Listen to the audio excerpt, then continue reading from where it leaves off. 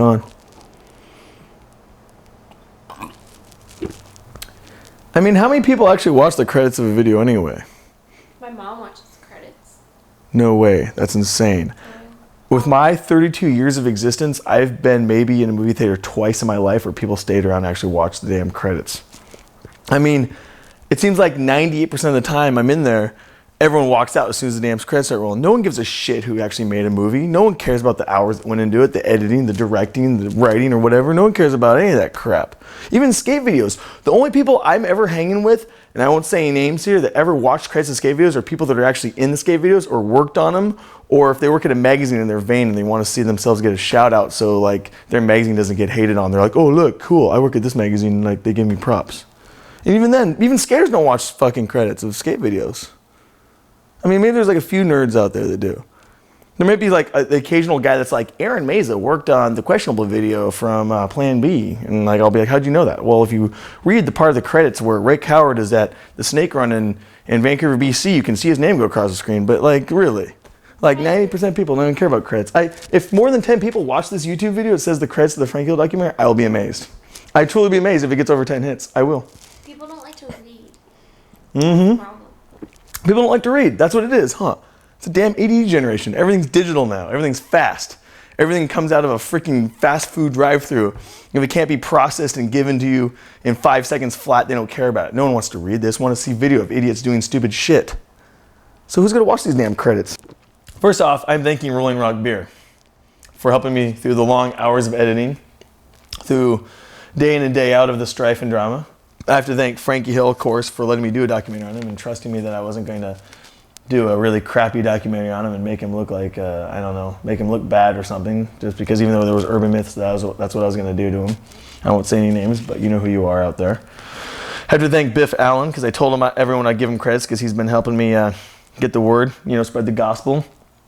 Thomas, you rule too, man. You and Biff both kicking ass.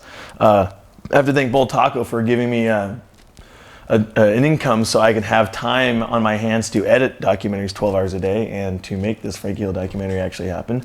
I have to thank Brother Steve and Brother Greg over there for kicking ass. John Nappel, definitely, you're awesome, man. Good lifelong friend of Frankie. Thank you for all your hard work. Guy Mariano, of course, thanks for coming through. Pat Duffy, thank you so much for coming through. Kevin Marks, thank you. Lance Coughlin. Mackenzie Eisenhower, of course. Mackenzie, you're the best, dude, for real. Lindsay Podzamak right here for kicking it and dealing with me. For finding this dope-ass chartreuse couch. Yeah, she found this couch. It's killer, right? Isn't it awesome? We just got this thing like yesterday. And thanks to Greg for helping us carry this couch here and clearing out the whole Bull Taco trailer for catering, getting all the grease traps out of it and bringing that in. That was no joke, dude. That was Cuban death metal at its best. And Tonto, Andy Roy, Peter Smollick, Spike Jones, Jeff Hodgins, Rolling Rock Beer, I have to thank them. Grant Britton, I have to thank Grant Britton, even though he made fun of my haircut, him and Swift. Actually, no, he didn't make fun of my haircut. Grant, thanks for being nice. Swift, you're a dick, though. He called me a Nazi because of my mohawk. He says it's not even a real mohawk because it's not dicked on the side. But whatever. Anyway, either way, I'm not gonna hold it against you. That's okay. I understand. You like breathing out of your mouth, Swift. That's cool. Like I like breathing out my nose, and you like to make fun of my haircut and call me a Nazi. But even though I'm totally not a Nazi, but that's okay. I don't understand how you can be a Polish Nazi. I mean, like, they killed my people. Like, they killed us. We're on horses and we tried to go against tanks. I mean, fuck, dude. So, Frankie, if you have anybody out there you'd like to thank at the end of the documentary, go ahead and feel free to shout those out right now if you feel like you're up for it. I'd like to thank, of course, my old friend Lance Conklin. We had a lot of great times skating at the skate zone. Phoebius or... Laban Phidias, yeah. Laban, yeah. He always had a lot of balls, and I always respected his skating. I want to thank, of course, my filmer, Jonathan Nappel. Of course, I want to thank Guy Mariano, super talented, always straight up, great person. And I want to thank all the LA writers, to be honest with you. Rudy, Guy, Gabriel, Pablo Diaz, Trent Gaines. A lot of fun skating with those guys over the years. And, of course, Grant Britton, the veteran photographer. And, of course, Pat Duffy. I mean, he he laid it on the line. I mean, that guy is totally priceless. I greatly appreciate anything that guy has to say about skateboarding at all. And I got a lot of respect for him, of course.